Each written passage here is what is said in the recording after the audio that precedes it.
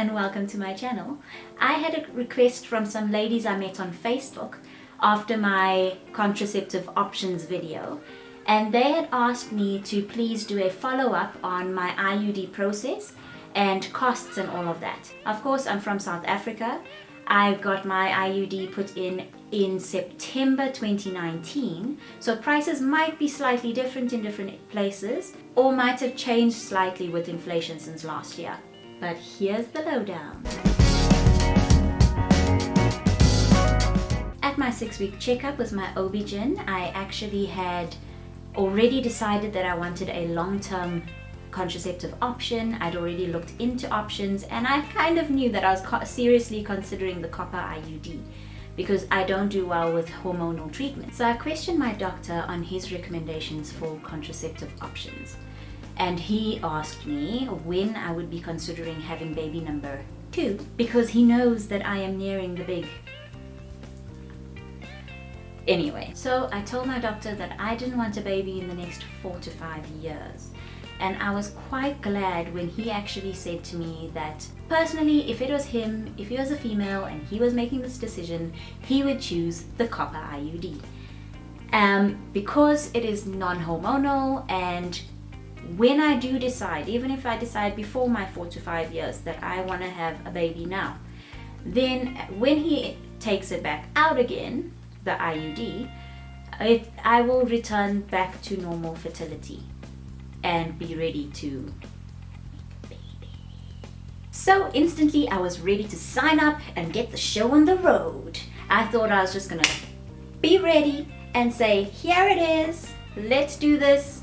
Bam! Wrong. He gave me a prescription instead. An IUD actually has to be prescribed by a doctor so that you can go and get one from your pharmacy. And then he also prescribed 2 tablets that needed to go up the hoo-ha to soften the cervix and prepare me for the procedure. So I got to the pharmacist, and when I handed over my prescription, he got everything, brought them back, gave me this little bottle. I'm not going to say the name because, well, yeah.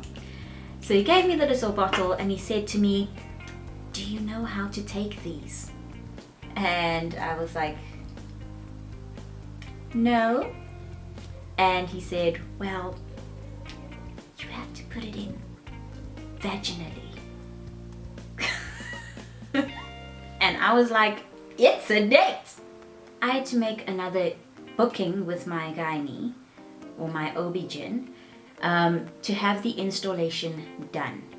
And the night before my booking, I needed to insert the specified tablets right up towards my cervix, so that then of course it would dilate my cervix. It was a very strange and uncomfortable situation, but it's not exactly sore.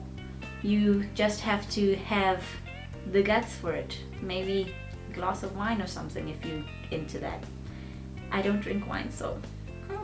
The next day, my appointment was at about 5 o'clock, and I left my baby with the nanny, knowing that Dad was going to come home from work and then he will take over, and I went for my appointment.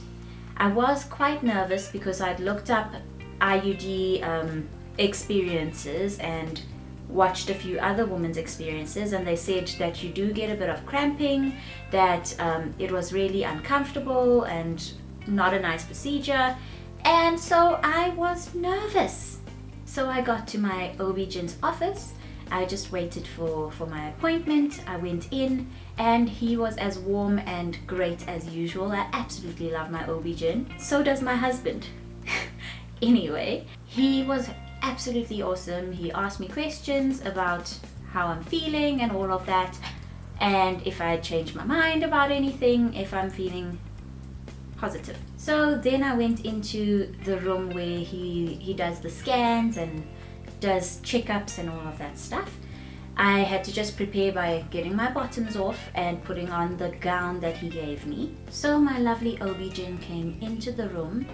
he poked around on my stomach a bit. He kind of does like this whole thing, going around and checking everywhere. He felt around, feeling where my ovaries are and whatnot. I don't know what they're feeling. Somehow they just know these things. Then he asked me if I had any pain anywhere, and everything was fine.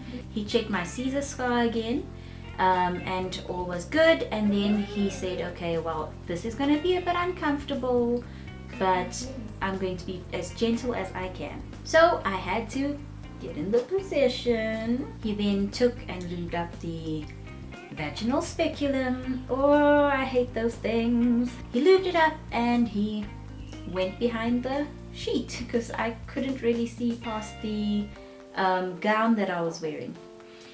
He then, of course, inserted that. When the speculum was in, since he was already there, he took a pap smear swab, so that then, of course, my pap smear for the year was done.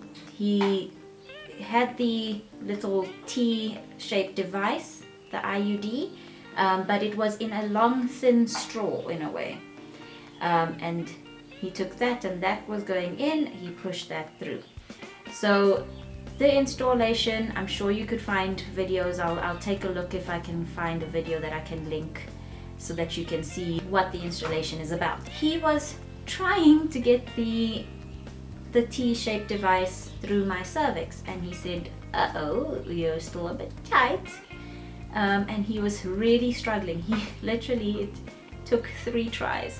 It was 3 horrible tries. It was not fun, because I could feel all of this, just, he was trying so hard, and he's apologizing profusely, and he's saying, well, I'm almost, oh no, oops, sorry. I'm gonna give it one last try, because he lubed the T-shape, the straw that the T-shaped device was in. It was very thin. The straw the device came in must have been about that thin. I'm using my husband's earphones. On the 3rd try, he was glad it was installed and he was happy with it. Then he went to the scanning machine. Then he took the scanning probe thing. He got that all prepared, and he did an internal scan, to see that the T-shaped device, the IUD, was in the correct place in my womb. He then gave me the A-OK, that it was all good and it was in and there were no problems, and I was pretty glad with that. So the doctor left the room, I got changed, I came out and we just chatted a little bit more.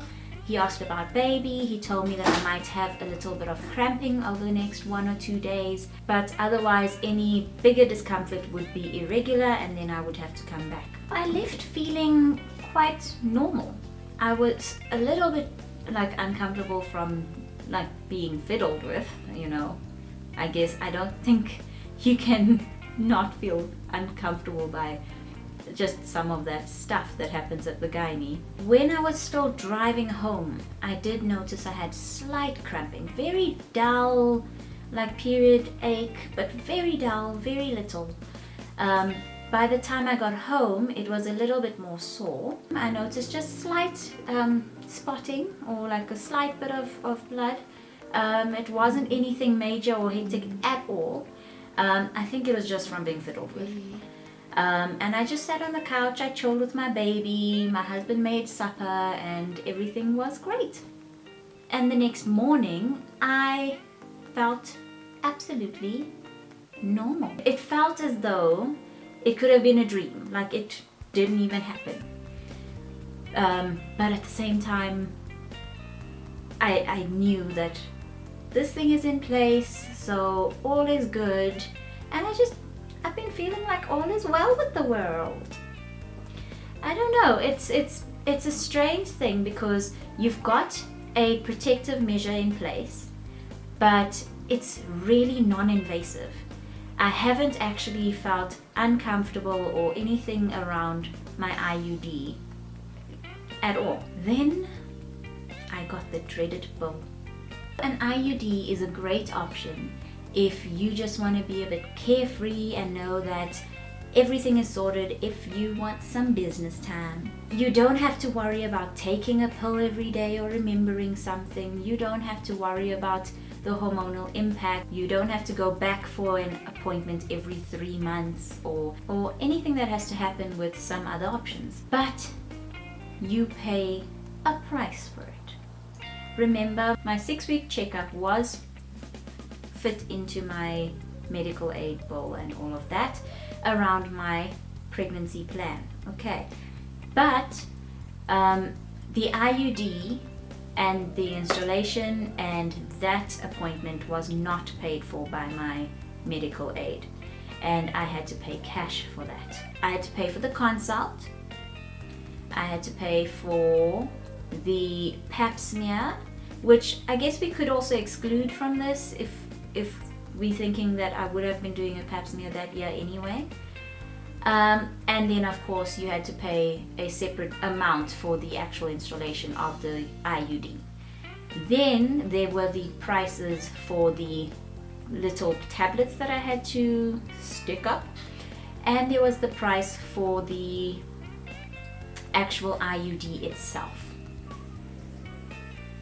After the installation of your IUD device, you do have to go back for a 6-week checkup just to follow up, where the doctor then of course just does another internal scan to make sure that everything is in place. And then after that, it's every year.